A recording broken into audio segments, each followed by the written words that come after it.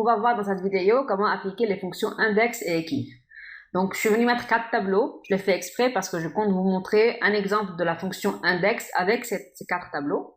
Et à droite, je suis venue réserver un petit espace pour vous montrer un exemple en utilisant uniquement la fonction index. Juste en bas, un espace en utilisant uniquement la fonction equiv. Et puis en bas, je compte vous montrer un exemple en utilisant les deux fonctions en même temps. Donc, à commencer avec la fonction index. Donc, nous, on sait qu'en général, dans Excel, pour faire référence à une cellule, on utilise la lettre qui figure dans la colonne de la cellule sélectionnée et le numéro de la ligne de la colonne de la cellule sélectionnée. Donc, par exemple, si je clique ici et je mets égal G9, par exemple, automatiquement, je vais avoir le contenu de la cellule G9.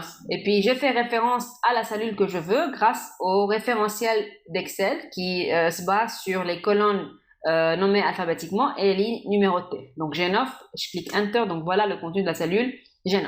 Maintenant, ce qu'on peut faire avec Index, c'est de venir nous-mêmes spécifier un référentiel spécial à nous. Donc, en sélectionnant une matrice, et on dit à Excel de considérer cette matrice comme étant notre référentiel. Ça veut dire que dorénavant, si je viens lui dire que je veux la ligne 1 ou la ligne 2 ou la ligne 3, ça sera uniquement la ligne 1, 2, 3 de la matrice sélectionnée. Pareil pour les colonnes, si je spécifie que je veux la colonne 2, ce n'est pas nécessairement la colonne 2, ça veut dire la colonne B d'Excel, mais c'est plutôt la colonne 2 de la matrice sélectionnée.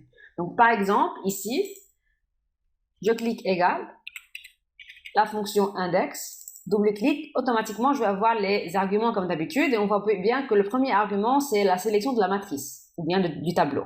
Je vais venir sélectionner, disons, une matrice qui ressemble à ça. Donc, voilà la matrice qui a été sélectionnée.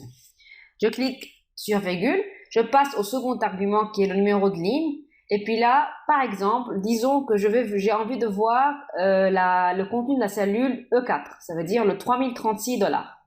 Donc, je vais commencer par indiquer le numéro de ligne, comme c'est mentionné dans les arguments de la fonction Excel. Et puis, le numéro de la ligne de la matrice sélectionnée, c'est 1, 2, 3, et non pas la ligne 4. Ça veut dire que là, je dois venir mettre le numéro de ligne correspondant à la matrice sélectionnée. Donc, c'est le numéro 3, virgule. Maintenant, je dois venir insérer le numéro de la colonne de la cellule recherchée. Aussi, ici, il faut faire bien attention que le numéro de la colonne, c'est le numéro de la matrice, c'est-à-dire le numéro de la colonne appartenant à la matrice. Dans ce cas-là, vu que mon 3036 se trouve dans la deuxième colonne, donc 1, 2, 3, 4, deuxième colonne de la matrice, je vais mettre un 2. Et là, je vais fermer la parenthèse et cliquer Enter. Et donc, voilà le résultat que je cherchais. Donc, voilà pour la fonction index. Il faut garder en tête qu'il faudra à tout prix introduire les numéros de ligne et de colonne correspondant à la matrice sélectionnée. Maintenant, si j'ai envie d'utiliser plusieurs tableaux en même temps, donc je vais venir cliquer encore une fois Index, double-clic, je vais ouvrir encore une fois une parenthèse, je vais sélectionner la première matrice qui est là, virgule, la deuxième matrice qui est là, virgule, une deuxième matrice qui est là, et une quatrième matrice qui est là. Et je ferme la parenthèse, virgule, je passe à l'indication du numéro de ligne. Donc, disons, j'ai besoin d'aller chercher le matricule de Marc, par exemple, dans la première matrice, ou bien je veux tout le temps chercher la valeur qui se trouve à la ligne correspondante au numéro 5 de la feuille Excel et dans la colonne B de la première matrice. Donc, dans ce cas-là, Marc du tableau en bleu, c'est 1, 2, 3, 4, quatrième ligne. Je vais cliquer 4. Et puis, le matricule, c'est dans la deuxième colonne de la matrice sélectionnée. Je vais cliquer 2. Et puis après, là, on doit venir introduire un quatrième critère, ou bien un quatrième argument, qui est en fait le numéro de la zone. Donc, moi, je suis venue lui dire qu'il y a 4 tableaux. Et puis après, je suis venue lui dire qu'au cas où je choisis un des tableaux, je demande d'aller voir la quatrième ligne de ce tableau sélectionné et la deuxième colonne de ce tableau sélectionné et de me remettre la valeur correspondante. Donc, comment lui dire quelle zone je veux? Tout simplement, la première sélection de ma table en bleu qui est là, c'est le numéro 1. La deuxième sélection que j'ai faite, c'est le numéro 2. Et la troisième sélection que j'ai faite, c'est le numéro 3. Et la quatrième sélection, c'est le numéro 4. Donc, par exemple, je vais commencer avec la sélection numéro 3. Donc là, je m'attends, avant de cliquer Enter, à ce que Excel va voir la troisième matrice sélectionnée, et puis après, il consulte la quatrième ligne, donc 1, 2, 3, quatrième ligne de la matrice sélectionnée, et la deuxième colonne. Donc je m'attends maintenant à ce qu'il me remette la valeur de la cellule qui est là. Donc je vais cliquer Enter, et donc voilà bel et bien la valeur de la cellule qui est là. Si maintenant, tout simplement, je change le numéro de la matrice, je vais mettre 4, ça veut dire qu'il va aller voir la table 14, ça veut dire que c'était la quatrième table, excusez-moi, la table 15, ça veut dire que c'était la quatrième table sélectionnée. Donc si je clique Enter, donc voilà encore là la cellule correspondante. Je vais changer quand même parce que c'est normalement le même matricule. Bref, je vais changer, je vais écrire quelque chose qui ressemble à ça, et automatiquement vous voyez que ça a changé. Donc il est venu vraiment prendre, il est venu vraiment se baser sur la quatrième matrice que j'ai sélectionnée. Donc voilà pour la formule index. Si on regarde maintenant la fonction equiv, donc la fonction equiv, elle va me permettre de renvoyer la position d'un élément recherché dans une plage de cellule. Ça veut dire que, par exemple, si je viens introduire égal avec la fonction equiv, et je fais un double clic, vous voyez bien qu'on commence tout le temps avec les arguments comme d'habitude, et le premier argument, c'est la valeur cherchée. Donc, je vais quand même sélectionner la cellule qui est là, et puis après, je vais venir introduire la valeur à chercher. Donc, voilà pour le premier argument. Si je clique sur la virgule, je passe au second argument, c'est la matrice ou bien un tableau de recherche, et puis c'est la référence de la plage de cellules dans laquelle on cherche la position de l'élément recherché. Donc, par exemple, je vais venir sélectionner la colonne qui est là. Donc, voilà la matrice dans laquelle je compte chercher la référence ou bien la position de l'élément recherché. Je clique sur virgule, et puis là, je passe au troisième argument. J'ai trois choix. Donc, c'est soit un nombre moins 1, soit un nombre 0, soit un nombre 1. Donc, si je choisis le type 1, ça veut dire que je demande à la fonction equiv donc, de rechercher la valeur la plus élevée qui est inférieure ou égale à la valeur cherchée. Donc, dans ce cas-là, on verra maintenant que la matrice recherche doit être absolument triée en ordre croissant. Donc, c'est vraiment une obligation. Si je choisis le type 0, alors là, la fonction equiv va retourner la valeur exacte correspondant à la valeur cherchée. Il n'y a aucun souci. Et finalement, pour le type -1, la fonction equiv, elle va rechercher la valeur la plus petite qui est supérieure ou égale à la valeur recherchée. Et puis dans ce cas-là, on doit absolument avoir la matrice recherche triée en ordre décroissant, contrairement au type 1. Pour le moment, je vais cliquer sur 0. Je vais fermer la parenthèse. Il n'y a rien pour le moment, donc parce que je n'ai rien introduit ici. Je vais quand même introduire car, par exemple. Et voilà comment equiv, ou bien la fonction equiv a retourné le numéro 3. Parce que si je viens compter, c'était ça ma matrice, si je viens compter l'emplacement de car dans la matrice, c'est 1, 2, 3, troisième cellule, donc c'est le numéro 3. Donc voilà pour l'utilisation de la fonction equiv avec le type 0. Avant de vous montrer les deux types restants, je vous montre quand même comment appliquer la fonction equiv avec une ligne horizontale cette fois-ci, et non pas une colonne verticale. Donc par exemple, je vais introduire ici le mois de février.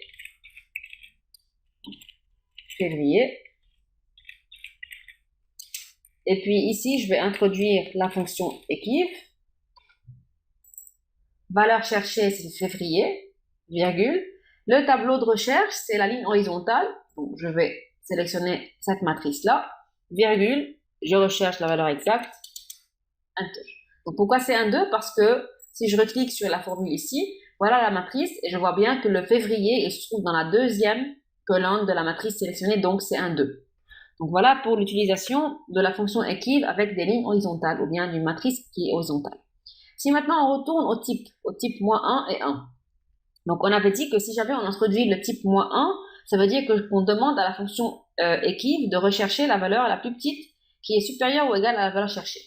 Donc normalement ces deux types sont utilisés lorsqu'on a des numéros à chercher. Donc ça marche évidemment pour les textes aussi, mais c'est plutôt orienté vers la recherche des numéros. Donc, par exemple, ici, si j'introduis 3000, par exemple, On avait dit que si j'introduis le type -1, il fallait absolument trier ma colonne en question en ordre décroissant. Donc, disons que je regarde cette colonne qui est là. Je vais aller trier cette colonne par ordre, ou bien avec l'ordre décroissant, donc du plus grand au plus petit. Donc, voilà, c'est fait. Je suis venu introduire le 3000 qui est là. Je viens introduire la fonction équive. La valeur cherchée, c'est le S11, virgule. Le tableau de recherche, c'est la colonne qui est là, virgule. Et là, je clique -1.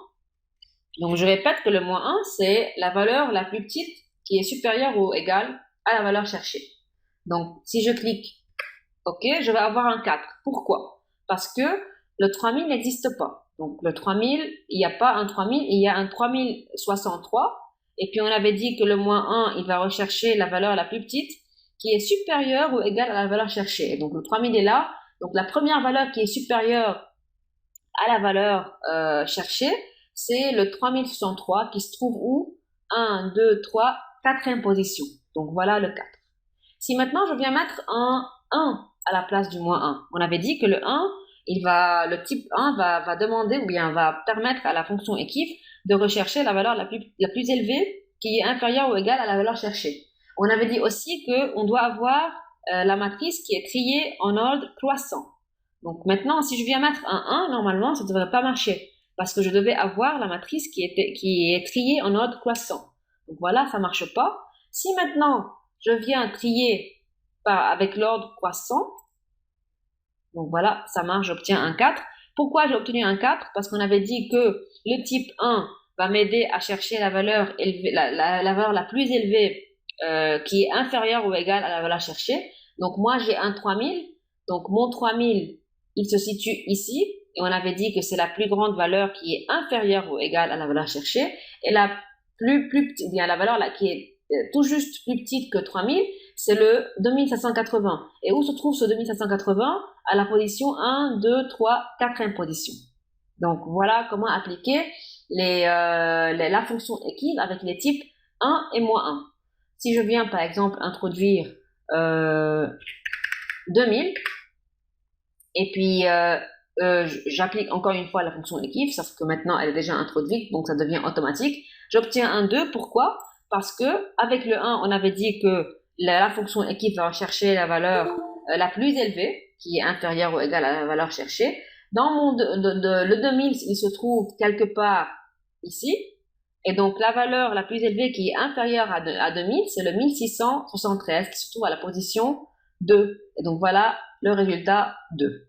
Donc, voilà comment utiliser les fonctions équive et index, chacune toute seule.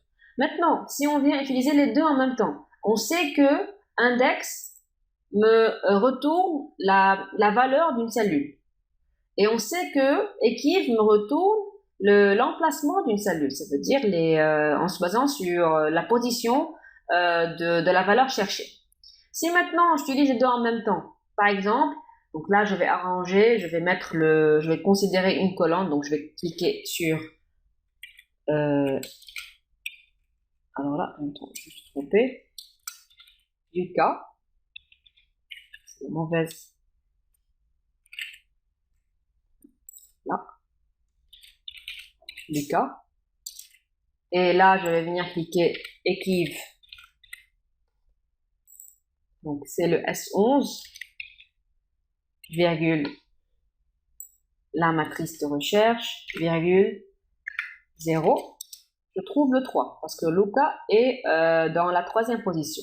Et pour le mois, donc je vais garder février, donc tout en sachant que la matrice sélectionnée, c'est la matrice en rouge. Maintenant, si je regarde l'utilisation des deux fonctions en même temps, si je commence avec la fonction index, donc je clique sur la fonction index, je viens sélectionner la matrice qui est là.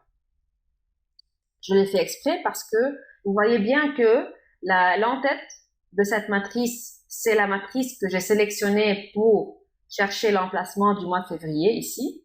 Et puis, vous voyez bien que la colonne ici, qui est à gauche de la matrice, elle a la même dimension, donc elle commence ici et se termine ici. C'est la matrice que j'ai utilisée pour la recherche du nom de Lucas. Donc, j'ai sélectionné la matrice, je clique virgule, et après, j'introduis le numéro de la ligne. Donc, avant, on pouvait directement introduire le numéro correspondant à notre recherche. Vu que maintenant, on peut utiliser en même temps Equiv, et que je l'ai déjà fait ici, donc, vous voyez bien que je suis venu chercher la valeur, ou bien la position de Lucas, et ici, la position de février, je peux venir directement cliquer sur 3. Donc, au lieu de faire ça, je peux aussi écrire Equiv et puis chercher Lucas dans la matrice qui est celle-ci, virgule 0. Et puis, ensuite, je clique virgule. Cette fois, j'introduis le numéro de la colonne qui est numéro 2 parce que je veux chercher, par exemple, février. Au lieu de faire ça, je peux aussi venir écrire directement Equiv, entre parenthèses, février, virgule. Je sélectionne la ligne qui est horizontale, virgule 0. Ensuite, je ferme la parenthèse et je clique OK. Donc, qu'est-ce qui va se passer ici? Excel va aller prendre cette ligne et cette colonne de la matrice sélectionnée, ça veut dire la ligne numéro 3 et la colonne numéro 2. Donc, voilà la cellule et il me remet la valeur correspondante. Donc, là, je vais remettre le même format. Voilà.